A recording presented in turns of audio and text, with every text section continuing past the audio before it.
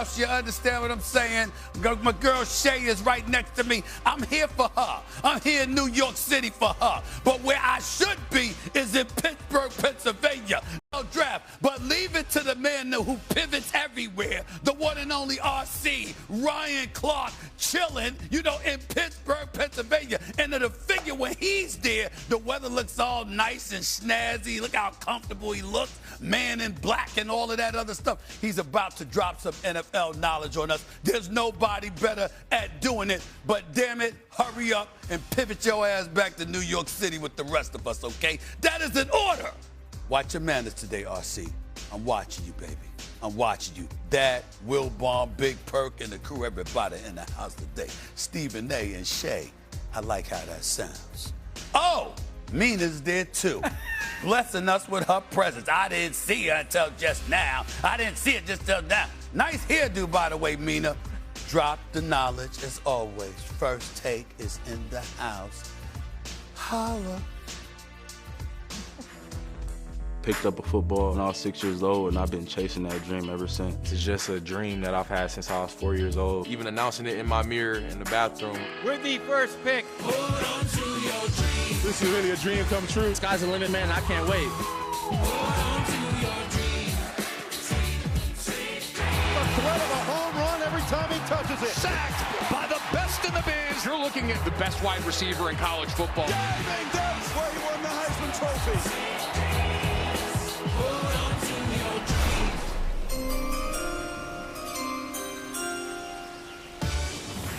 ESPN's Draft Takeover is powered by Shopify. That's right. The NFL Draft is tonight. Here are some of the biggest questions of night one. The Jets are expected to take an edge rusher with the second overall pick. The question is, which one will it be between David Bailey and Arvell Reese? Either one would become New York's second defensive player picked in the top three since 1967. Notre Dame's Jeremiah Love is expected to be the first running back off the board. But will he be a top five pick? If so, he would become the first running back picked in the top five since Saquon Barkley in 2018. Finally, under center, when will quarterback Ty Simpson hear his name called? Simpson could be the fourth Alabama quarterback selected in the first round since 2020, joining Mac Jones, Bryce Young, and Tua Tagovailoa. And so we say hello and good morning to two people that are in Pittsburgh ahead of the NFL Draft tonight. Hello, Mina Kimes. Hello, Ryan Clark. How are you? Stephen A., good morning to you as well. Good morning, Shay. Good morning, Shay. I'm not used to seeing both of them going for me. I'm not used to seeing both of them going for me, and I'm certainly not used to seeing both of them on the road while I'm here in New York City. But it's okay. Got love for y'all anyway. Appreciate y'all being here. That's right. Let's start with Ty Simpson. And we brought the good weather to Pittsburgh, man. The sunshine. That's all fine and good because we ain't there. Ryan, I'm going to start with you. Will Simpson hear his name called tonight? I don't believe that Ty Simpson will. Now, there's people that are trying to talk themselves into Ty Simpson. When you look at some of these mock drafts, it's people saying that the Arizona Cardinals will draft Ty Simpson late in the first round. But why? Why does a team need to move up and draft a quarterback that you're unsure about, a quarterback that didn't start the season off well against Florida State? But there was a run for Ty Simpson in the SEC where we were highly touting him as maybe a top 5, top 10 pick along with Fernando Mendoza. But when you watch the end of that season, and you have to be fair, right? There wasn't a run game in Alabama. Some of his outside wide receivers dropped the football and the protection lacked. But you just can't believe in a guy who hasn't played that much football that he can correct some of the things that we saw as faults toward the end of the season by just playing in the NFL. Ty Simpson is a guy that needs to sit, a guy that needs to watch, and a player that needs to learn. And you don't draft those sort of people in the first round when there are positional players that can make an impact immediately for your organization. Okay, so he says no. Mina, what do you think? Yeah, I agree with RC. I keep hearing the Arizona Cardinals want Ty Simpson. Fine. But why would the Arizona Cardinals have to trade up into the first if there's no competition? It does just take one other team, but I haven't consistently heard any other team mentioned than the Cardinals, and RC expressed many of the reasons why. Ty Simpson's tape in the first half of the season is excellent. I do think he has an NFL caliber arm. He's clearly a very smart quarterback.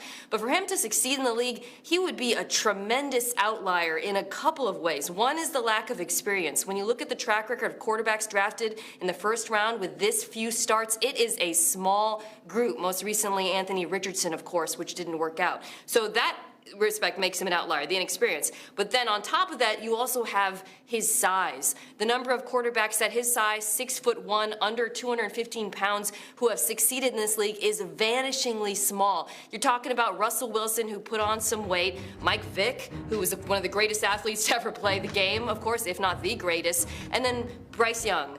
Drew Brees is another prototype, but do you really believe he can be Drew Brees, the most accurate quarterback of all time? So I just feel like teams, to make this bet on him, you are having to overlook the inexperience as well as the size and say this tape is enough to justify a first-round draft pick. It doesn't seem to me that many teams are willing to make that bet. Jay, as I've said on many, many occasions, I am a brilliant man because I know I'm not. I listen to those who are. And when I think about Mina Kimes and I think about RC, I think about the brilliance that comes out of my mouth from time to time. People thinking it's me, when all I did was steal it from them. I learned from them. They've taught me football, okay? All of these people here, right? Which is why it's very, very difficult for me to disagree with them. But I have to disagree with them based on the tutelage that they have blessed me with. I look at a guy like Ty Simpson. There is an 8-game stretch where the brother had about 19 touchdowns, just 1 interception. Looked absolutely sensational. Went through a 6-game stretch where obviously that was not the case. Only completed 60% of his passes. Had about 7 touchdowns, 4 interceptions. Looked like a shell of himself. There were some injuries that came into play, no doubt. You had receivers dropping passes. There's no doubt. We had an Alabama crew that could have run the football. There's no doubt. We had an offensive line that wasn't the greatest in the world at blocking and protecting their pass thrower. There's no doubt about that. I'm taking all of that into consideration, and then I'm thinking about what's the evaluation on this kid? What do they say about him here? Calm, poise in the pocket, okay? Solid arm strength, strong confidence, high football IQ. Defensive recognition stands out for a quarterback with only 15 starts. And then I'm thinking about where has Mina Kimes and Ryan Clark forgot where the hell they're at this morning? That's Pittsburgh. Have you seen the quarterbacks in Pittsburgh over the last 6-7 years? Where the hell are y'all? Do y'all think y'all in Los Angeles with Matthew Stafford? Do you think you're in Buffalo with Josh Allen? Are you in Baltimore with Lamar Jackson? Are you in Kansas City with Patrick Mahomes? No, you're in Pittsburgh, who's dependent on a geriatric to admit, yo, I'm going to come back and play at approaching age 43. Before that, what quarterback have you had? Of course you have to take a quarterback. If Ty Simpson is there at the 21st overall pick, you are the Pittsburgh Steelers. Unless Will Howard has shown us something that we haven't seen, we haven't heard, or anything like that, how can you possibly pass on them? Is it Mike McCarthy, the former Dallas Cowboy head coach, the former Green Bay Packer head coach, who is the guy that drafts quarterbacks and doesn't mind sitting them and letting them wait and develop? Isn't this the quarterback whisperer to some degree? A guy that's known for being able to develop quarterbacks? Well, guess what? Ty Simpson, the quarterback of a coach, by the way, whose daddy's a coach, whose football IQ is there, who's got some arm strength, who's got some talent. Yes, 4 years at Alabama. 3 years didn't start at all, okay? They only threw about 50 passes before last year. Then he comes on, he does what he does. But we look at all the things around Alabama, and there was a lot of things that were not what they once were, which contributed to the lack of production he may have put forth. I'm of the mindset, you're the Pittsburgh Steelers. You got to take a quarterback if you're at number 21. And if this is the second-rated quarterback in the draft, you got to take him. Would it be a mistake, Mina, for the Steelers to draft Simpson? I want you to take that exact segment, just take everything Stephen A. said. We're in Pittsburgh. We need a quarterback. We're picking in the 20s.